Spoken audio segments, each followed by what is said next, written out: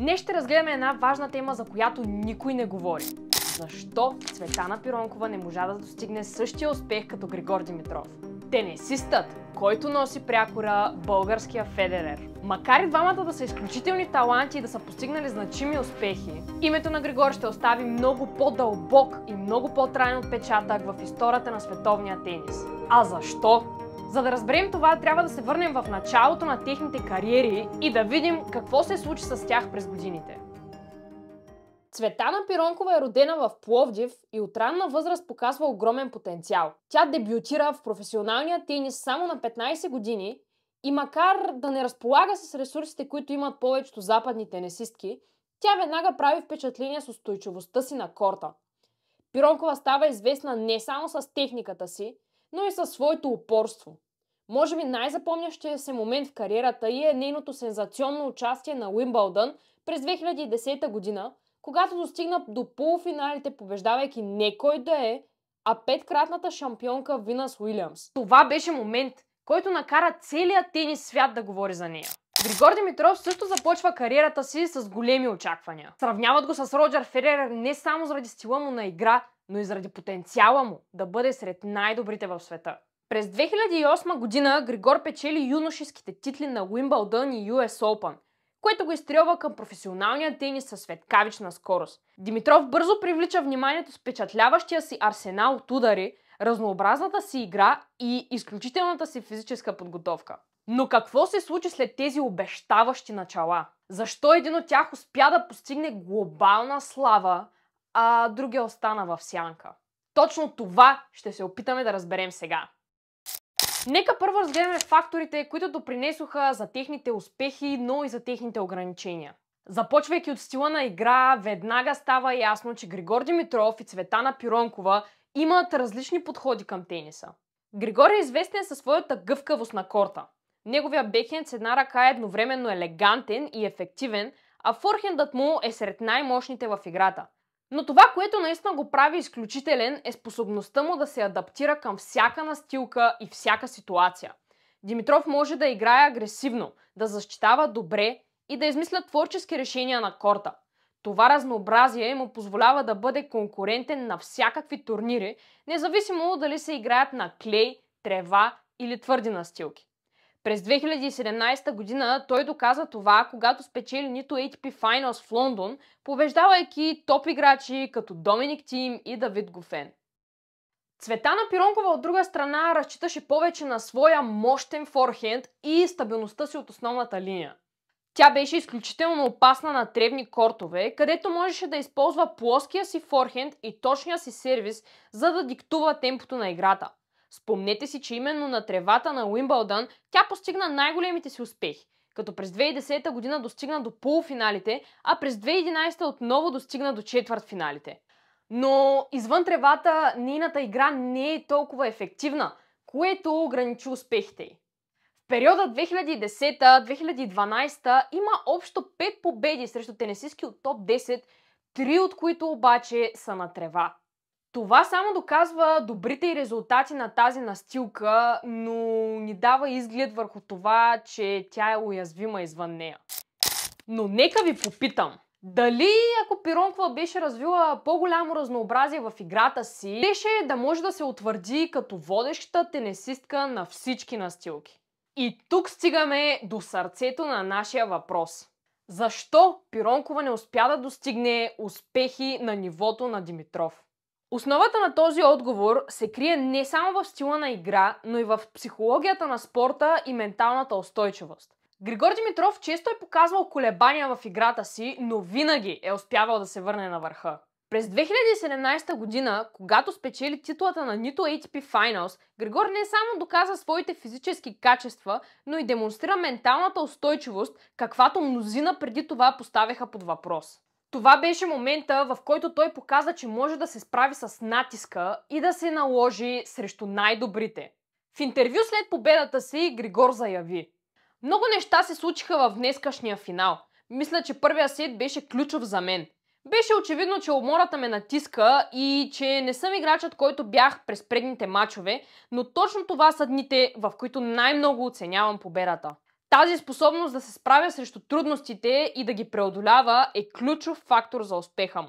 Цветана Пиронкова също имала своите моменти на слабост, но може би най-голямата разлика между нея и Григор е в постоянството. Докато Григор успява да поддържа високо ниво на игра през целия сезон, Цветана често се сблъсква с трудности да постигне същото. Един от ключовите моменти в кариерата й е полуфинала на Уимбълдън през 2010 година. Там тя допуска загуба след като поведе в първия сет. Един матч, който можеше да промени хода на кариерата й. Поред вас, ако беше спечелила този матч, щяхме ли да видим Пиронкова като тенисистка от топ 10? Дали този единствен момент не беше определящ за цялата й кариера? Важен аспект, който често се пренабрегва, е конкуренцията в мъжкия и в женския тенис.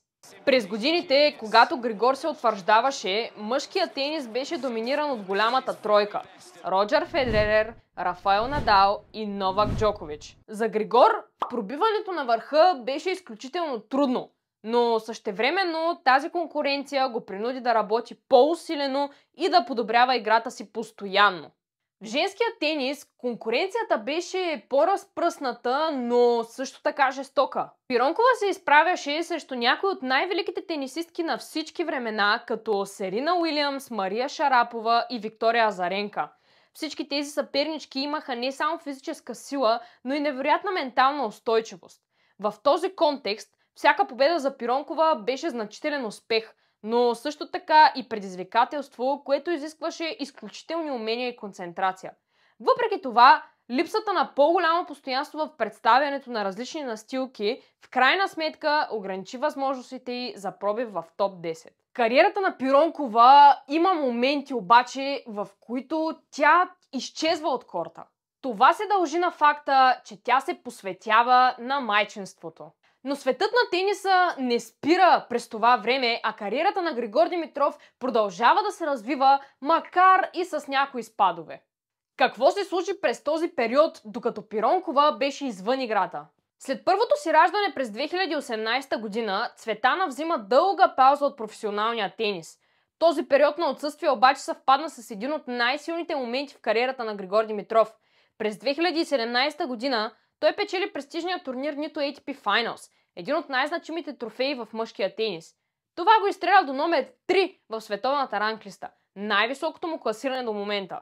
Докато Григор отбелязва този исторически момент в кариерата си, Пиронкова прави първите си стъпки като майка. И докато тя е далеч от корта, през 2018 и 2019 година, Димитров продължава да се бори на световната сцена.